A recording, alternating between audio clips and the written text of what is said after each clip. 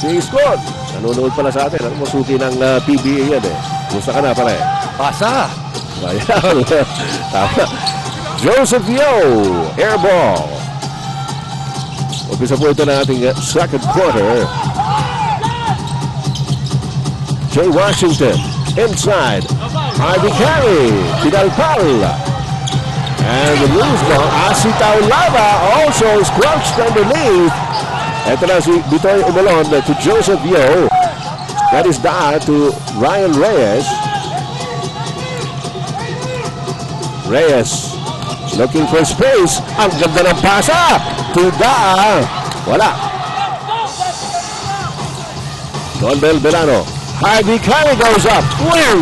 Ang ganda rin sana kung pumasok. Ito, kita natin ang field goal shooting nagiging problema. Inan-layup na yun, hindi makashoot ng token. Totoo yan, ano? Ang dami ng mga incursions in the paint na walang nangyari. Espino. Wala pa rin. Si Dennis. And Mac Cardona with a fast break pass to Asitaw Lava. Napakya naman ni Ryan Reyes. You gotta be happy kung yung big man mo is the first guy down on the fast break. Eh kanina, nakakompleto yan si Asitaw Lava ng fast break, pero namumutik-tik na itong mga turnover ng talk and text, and it's not helping their cause any. Sa kasalukuyan, 17 pa rin ang kalamangan ng Santa Lucia as Omolon looks for a receiver. Ryan Reyes has it off the pick by Dennis Espino. Ganda rin sana nun. And here comes Mac Cardona. Cardona in the paint. Biglang tinira. Ayun na naman si Mac.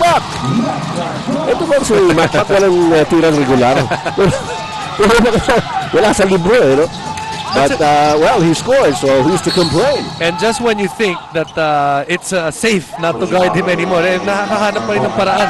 Ito si Mac Cardona. We have a report on talk and text from Patricia. But I couldn't help but actually share with you this report kasi sinabi mo na naghahanap itong si Coach Derek Pumaren para makatulong sa kanilang cause. Well, in between quarters kanina, the fired up coach stressed out na kailangan nilang makabalik dito, and the way to do it is to not be too slow, which is what they've been doing. At sabi din niya, kailangan maka-atake pa sila sa depensa, they have to cut to the basket, and they have to go full court press. Let's see if it works. Back to you, Ed. Well, they're certainly trying. Washington inside to Tao Lava. Here's Jay Washington. Ang ganda ng coverage sa kanya ni Dennis Da. Wala talagang makitang liwanag dun sa Jay Washington eh. Defense of Santa Lucia holding up. Yeah. Just too many turnovers nangyari sa talk and text. 11 turnover. We're just starting here in the second quarter. That's one of the things that they have to check. Oh, definitely. Cardona's hemmed in. Ang ganda ng pasa ni Belano to Harvey Carey. Ayaw pa rin. Ayaw talaga. Wow! Ayun, may loose ball foul na.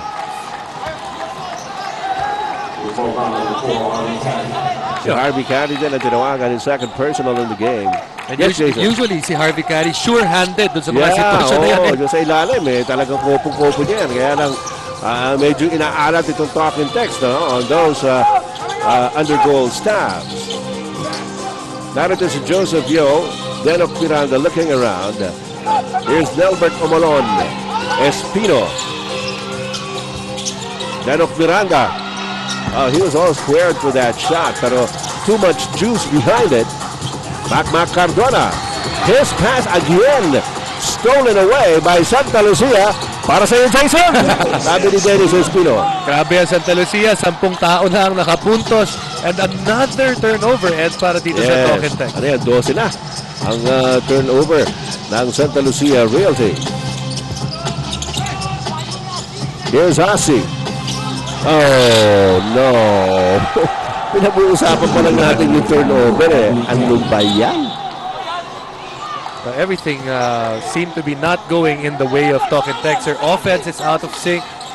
Tapos, pag nagkakaroon sila ng pagkakataon tumira, minamalas naman sila doon sa mga attempt nila. Tapos, you've got to hand it to Santa Lucia Realty. Sabi nga natin, they're making the talk and text look bad on defense. Like so. Oh, yun, medyo maganda yun. Pinalpal nag-alangan yung rookie, ano ha?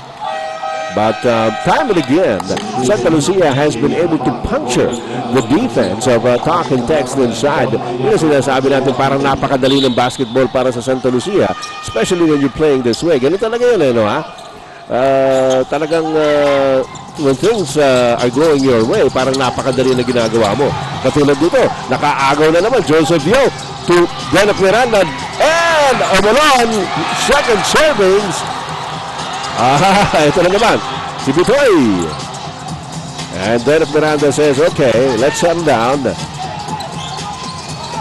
Miranda. Espino out to Joseph Yo against Cardona. Yo with a step back jumper. Tientres yan galing kay Joseph Yo.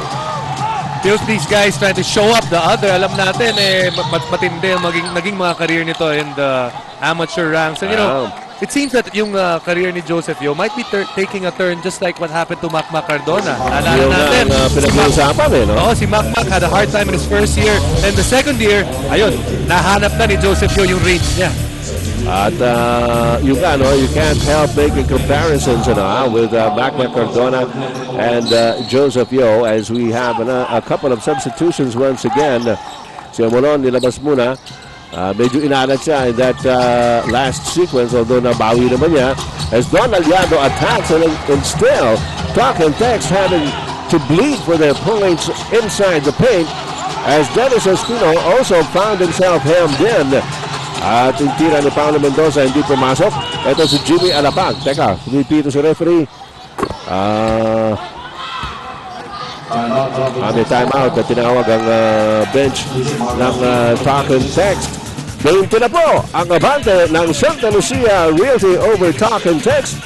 Siyempre, talaga namang hindi basta-basta. No? At pinakikita naman nila, especially here in this first half, na talagang kakaibang intensity ang pinakikita nitong Santa Lucia.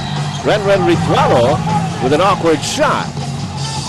And para sa Santa Lucia, na pag-usapan nga natin kanina, they had the toughest schedule to begin this season. Joseph Yo inside to Marlu. Diba napakadali ng basketball? At yan na naman, Ed, yung mga tira nila napakalapit sa basket. They've been either able to drive to the basket or get some good opportunities close and near the basket. Oo. Kabaliktaran naman ang nangyayari dito sa kabila. Tignan natin. Jimmy Alapag takes it inside. Ayaw pa rin. And here come the Realtors attacking on the break. Kelly Williams. Ayaw. And Dennis Miranda is going to be called for the foul on Jimmy Alapag. Balikan lang natin sinasabi ko kanina, nabanggit natin yung inside scoring 16-6. Ngayon, Ed, lumobo na. 22 ang ginagawa ng Santa Lucia in layups and close baskets. Yung Talking Text, walo lang. Kaya naman lumobo na rin itong kalamangan ng Santa Lucia. Tap out by Kelly Williams. 6:11 to go, second quarter. At turnover pa rin para sa Talking Text. Para na tayo silang plaka. Williams slams it home! Wow! Gigil na gigil dahil kanina, dalawang sunod na tira niya sa harapan ng basket, hindi pumasok. Eto sa'yo! Sabi ni Kelly Williams. Dahil ako, pumapalakpak pa mga tao naghihiyawan dito, mga kaibigan. And that has got to be the best player of the year so far. Oh yeah. Ito na naman ang agaw. Ayun na naman si Kelly Williams. And this time, Don Aliado spoils the party. Pero merong foul on Don Aliado. Kelly Williams will go to the line. How's about another look here? Para dito sa... Whoa! Over the rim, above the rim si Kelly Williams. Yan ang ating Yakult Slam Dunk. Yakult every day okay. Sigurado ka dyan. However, masyadong palobo yung kanyang free throw. Alam mo, hanggang ngayon the Big Dome is still abuzz with that slam by Kelly Williams. Talaga namang nakakamangha yung ginawa ni Kelly Williams doon, At kung ikaw naman yung Talking Text, alam mo, pakiramdam mo na nga, minamalas ka, tapos gagawin pa sa'yo nung kalaban mo. Correct. Dadagdagan ka ng gano'n. bang, Parang nakakawala na ng loob. Oo, para ba yung bagsak ka na sinipa ka pa.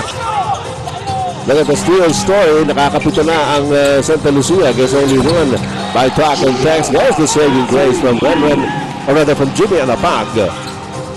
Maooy. Marlo Aquino against Yancy. Walang makitang opening. Here comes Dela Piranda. Back to Marlo. And the Santa Lucia fans are certainly jubilant as Alapag goes home. A TM test. Atin po sa inyo ni Jimmy Alapag. Well, Jimmy Alapag type of player that is a pass-first mentality. Pero pag ganito na yung sitwasyon, kailangan alam niya na kung anong dapat gawin. Yun na umambag na ng puntos. It calls for drastic measures. And Jimmy Alapag trying to fire up his team. Marlo Aquino with the offensive board. And sabi niya, siyempre, kasali ko sa party, no? He has got 8 points in the game for Santa Lucia. Alapag inside. Jay Washington top of the key. Open shot. Ayaw. Yancy Del Campo against Marlo Aquino. Tip in. Ayaw pa rin. Yancy finally gets it to go underneath the basket. Ano ba, yung talk and text, minamala sila, hindi sila makashoot na malapit. Pero pag nagkaroon naman sila ng 5 pagkakataon, malamang meron ng isang papasok. Sobra naman kung hindi pa papasok, ano ha? Samantala, with 4 minutes and 10 seconds remaining in the second quarter, and the lead at 21 points para sa Santa Lucia. Tumawag po ng timeout dito. At panoorin muna natin. Ito, panoorin ito. Ang sarap naman panoorin talaga nung dakdak na yun ni Kelly Williams.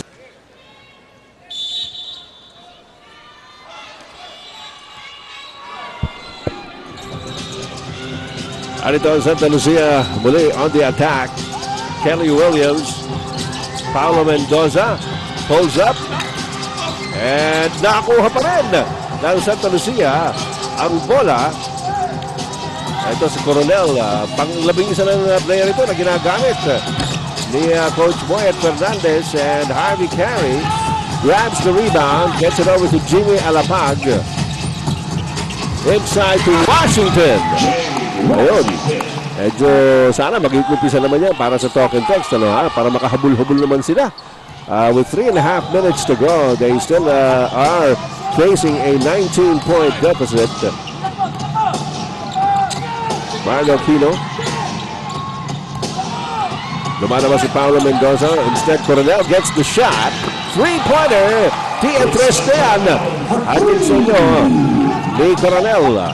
Grabe, si Christian Coronel, kakapasok lang. Unang tira, napakalayo na tres.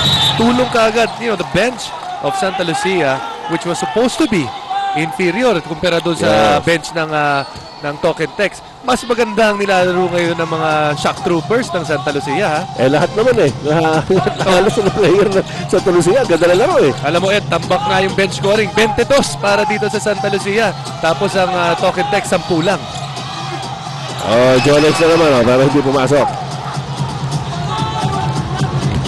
Here's Jimmy Alapag against Coronel, and the pass to Yancy Del Campo, natapik. And it goes out of bounds in favor of Santa Lucia. 2:37 remaining second quarter. Kumusta po sa ating mga manonood sa ibang bansa? Ano po? Alam natin na ito nakakapawi ng konting kalungkutan ng aksyon sa PBA. Mabuhay po kayo lahat, mga expats at mga OFWs na nanonood. Ed Pixon po, kasama si Jason Webb para sa ABC Sports. As Paulo Mendoza misses from the outside. Rebound by Yancy Del Campo to Jimmy Alapag. Para sa talk and text, Yancy Del Campo, the lob pass inside to Washington. May tulak And that will probably be on Norman Gonzalez, who will pick up his second personal foul. Samantala, Asitaw Lama pumasok para kay Yancy De Ocampo. Dennis Espino naman bumalik na muli sa court para sa Santa Lucia. Renren Ritualo misses from the outside. Christian Coronel forward to Paulo Mendoza. Nilabas kay Kelly Williams. Norman Gonzalez looking at Dennis Espino. Espino lamang kay Asitaw Lama. Winabas kay Kenny Williams. Top of the key, three-point shot. Nothing there. 1:43 remaining in the second quarter. Here in the second quarter, not a lot of scoring being done compared to the first. Itong Santa Lucia, nung first quarter, ang dami nilang pinuntos. Inabot sila mahigit 30. Here in the second quarter, only 17 points. But Talking Tex, on the other hand, still on pace. Doon sa mabagal nilang pace. Dahil sa first quarter, 16. Dito sa ating second quarter, 12 lang. So napakabagal ng scoring nila. And to think, this team, the Talking Tex Phone Pass, is actually the #1 scoring team in the league. Supposedly. Oo. But, you know, it is very uncharacteristic para sa Talking Tex. Palagay ko, medyo nagulat din sila sa performance ng Santa Lucia in this game. Ano? And once Talking Tex settles down and, you know, plays their own kind of game, makakabalik din ito eh. A minute and a half to go in the second quarter. Sa kasalukuyan, 20 na naman ang alamang ng Santa Lucia. Christian Coronel to Paulo Mendoza. Mendoza gets away from Renren Ritualo. Gets it over to Kelly Williams. Williams on the floater. Nothing there. And Harvey Carey has the rebound. Para sa Talking Tex. Jimmy Alapag. Nawala ang bola. Ito, tumatakbo na naman ang Santa Lucia. Cross-court pass all the way to Paulo Mendoza. Norman Gonzalez on the wrong side of the goal. Nilapit pa niya kay Asi. Well, he was hoping for the foul. Actually, Asi wasn't gonna block his shot. Nilapit niya pa. Pa. Yes. And Christian Coronel is going to be called for the foul as he nudged Jimmy Alapag on the way to the hole. So 2 shots para kay Jimmy Alapag on the second foul of the rookie Christian Coronel. Critical para dito sa Talking Tex na kumain sila dito sa kalamangan ng Santa Lucia. It's how you finish the quarters and how you finish the halves. Regardless kung gaano kalaki yung lamang pagpasok mo nung halftime, as long as you had the momentum, that's how it makes you feel good. Kaya makakapag-umpisa ka ng maganda sa second half. And certainly, as we said, si Jimmy Alapag has been trying to stoke the fires underneath his teammates para naman makahawa siya ng intensity, no? Dennis Espina from the outside. What else is Santa Lucia gonna hit Talking Tex with? Asi Taulaba having some problems, and there's going to be a foul called on Dennis. Naimbag na Rabillano na po sa ating mga kaibigan dito Ilocos Norte and Baguio, entire Northern Luzon. Marami po na nanonood sa atin dyan. And napansin natin, ito si Asi Taulaba actually hasn't had an attempt in the half-court set except for one outside shot. Lahat ng mga attempt niya, nakakuha niya dahil he's just trying to beat down his man on the fast break.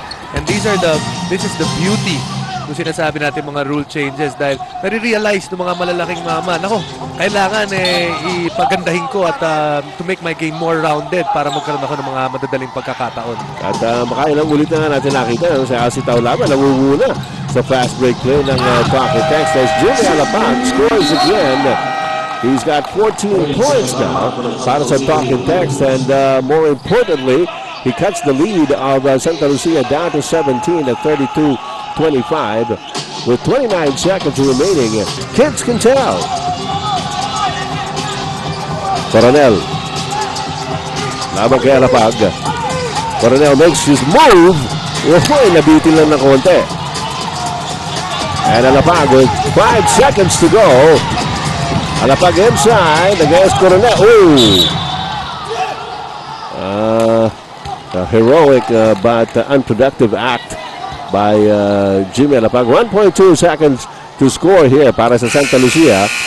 Christian Coronel unable to get a